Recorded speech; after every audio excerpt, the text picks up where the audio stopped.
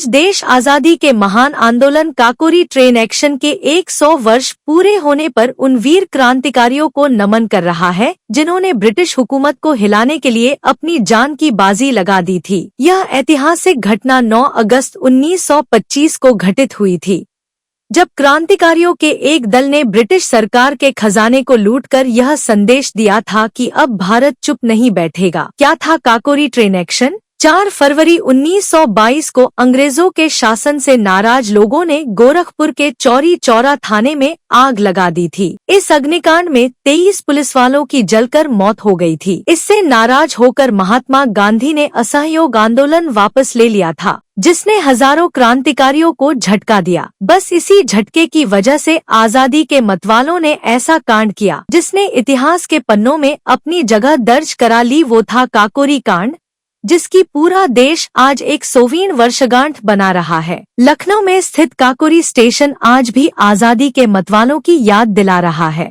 Station पर बने संग्रहालय में इस घटना से जुड़े साक्ष्य और पत्र मौजूद हैं। चौरी चौरा कांड के बाद महात्मा गांधी ने अपना असहयोग आंदोलन वापस ले लिया था। ऐसे में अब क्रांतिकारियों में निराशा छा गई थी। कुछ युवा क्रांतिकारियों का ग्रुप आजादी की लड़ाई को आगे बढ़ाने के लिए पार्टी का गठन करने का फैसला कर चुके थे। ऐसे में सचिंद्रनाथ बख्शी के नेतृत्व में हिंदुस्तान रिपब्लिकन एसोसिएशन की स्थापना की गई। योगेश चंद्र चटर्जी, राम प्रसाद बिस्मिल, सचिंद्रनाथ बख्शी पार्टी के सदस्यों में रूप में जुड़े थे। इसके बाद चंद्रशेखर आजाद व भगत सिंह भी इस पार्टी से जुड़ गए।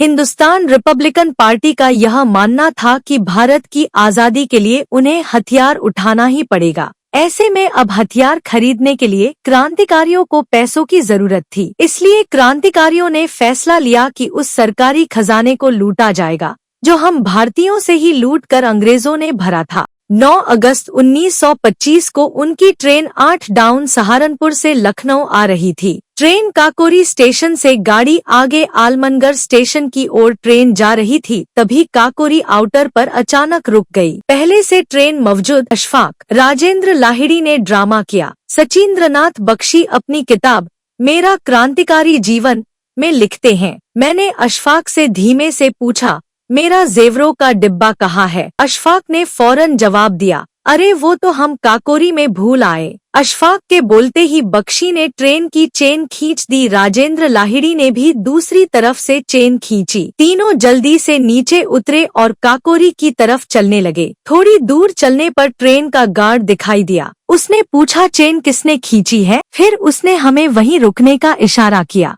उन्होंने जवाब दिया कि जेवर का डिब्बा काकोरी में छूट गया है, हम उसे लेने जा रहे हैं। तब तक हमारे सारे साथी ट्रेन से उतरकर वहां पहुंच चुके थे। हमने पिस्तौलों से हवा में गोलियां चलानी शुरू कर दी। तभी मैंने देखा कि गार्ड ट्रेन चलाने के लिए हरी बत्ती दिखा रहा है।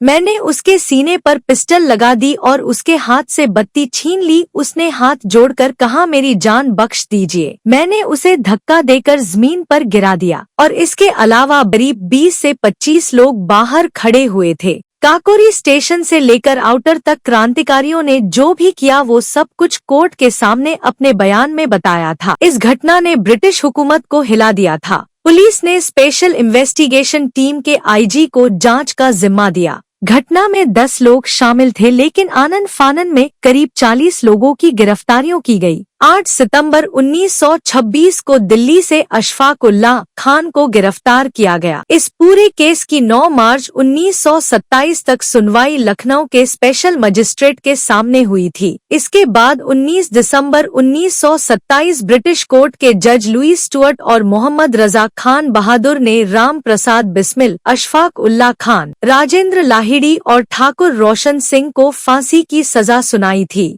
इसके अलावा कई लोगों को 14 साल तक की सजा दी थी। आज पूरे देश में इन अमर शहीदों को श्रद्धांजलि दी जा रही है। सरकारी स्तर पर उत्तर प्रदेश सहित कई राज्यों में श्रद्धांजलि कार्यक्रम, कवि सम्मेलन, नाटक, झांकियां और प्रदर्शनी आयोजित की जा रही हैं। मुख्यमंत्री योगी आदित्यनाथ का बयान, काकोरी ट्रेन एक्शन भारत की क्रांतिकारी चेतना का प्रतीक है। हमें अपने वीर सपूतों के बलिदान को हमेशा याद रखना चाहिए और उनके दिखाए रास्ते पर चलकर राष्ट्र सेवा का संकल्प लेना चाहिए।